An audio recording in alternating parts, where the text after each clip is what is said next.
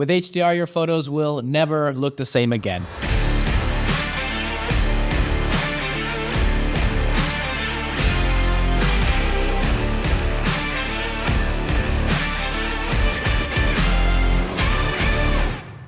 If you're still confused about what HDR is, this video should help cover that thoroughly. And you'll also find that video in the description.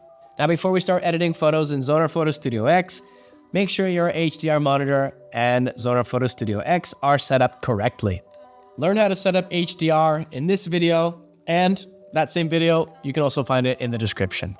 Like we said in our video about setting up HDR, it's better to have a white background under the photos because of the white reference in SDR and HDR. So if you don't already have a white background, go to Preferences, Appearance, and for Editor Background Color, select Custom, and then choose white in the color picker. Then of course, click Apply. Once we have our white background, we can start editing. For HDR editing, it's a good idea to choose a photo that has bright highlights, because that's where HDR is going to stand out the most. If you are set on HDR photo editing, we recommend switching to HDR right away. I click on HDR in the right panel in the Develop module under the Color Style. And with HDR turned on, the monitor is going to use any extra brightness margin to display the brightest details that would otherwise be clipped in standard processing. Now you may notice that after turning on HDR, my histogram splits into two parts. The first is going to be our SDR, and the second is going to be our HDR. Now if I move the exposure slider, you can begin to notice how the histogram shifts. Below the HDR part, you can see this white line and this red part that's changed as I adjusted the exposure. The white part means that we can see all HDR adjustments in this range. The red part shows us the range that is clipped due to monitor limitations and settings. The image data is there, and on a better HDR monitor, it would be visible. It's as if I was editing a standard photo without HDR, and a part of the photo's histogram spills over the right edge, resulting in blowout. Now with HDR, I can see some of that data in the HDR range, but some of it may still spill over the edge again.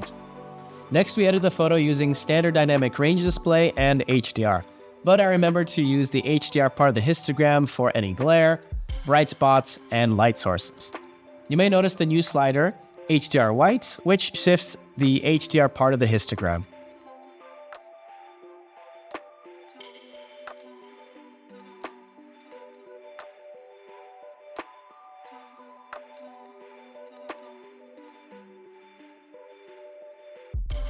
Once I've adjusted exposure, I can adjust the color until I'm happy with the result.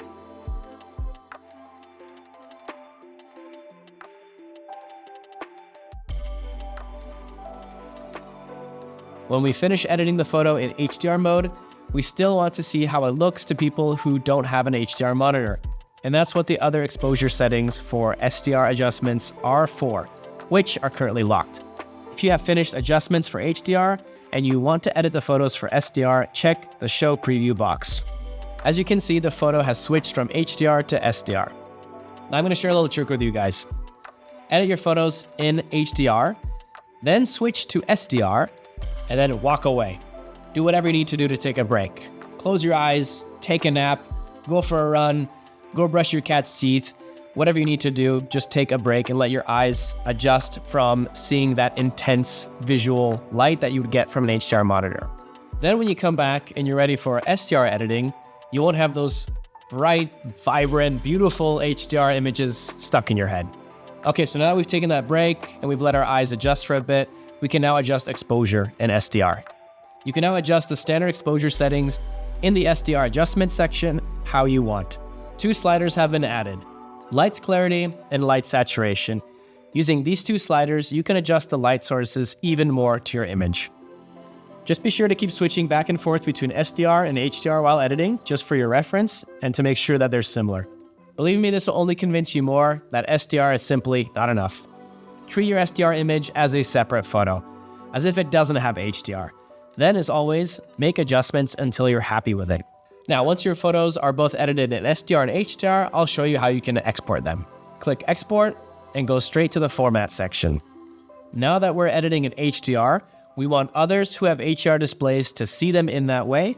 However, at the same time, we want people, and honestly the majority of people are not going to have HDR monitors, but we want them to see that photo in the highest quality possible. Now that's why we've adapted it for the standard dynamic range as well.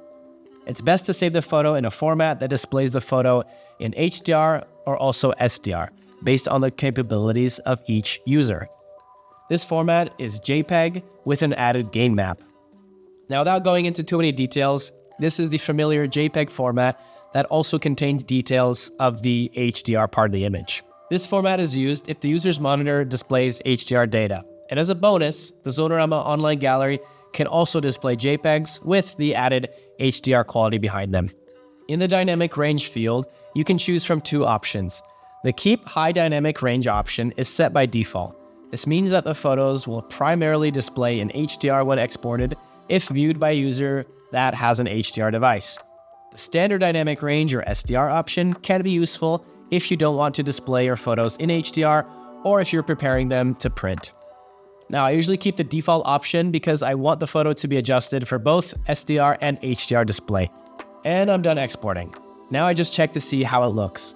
I open the folder with the exported photos in the Manager module and open the edited photo.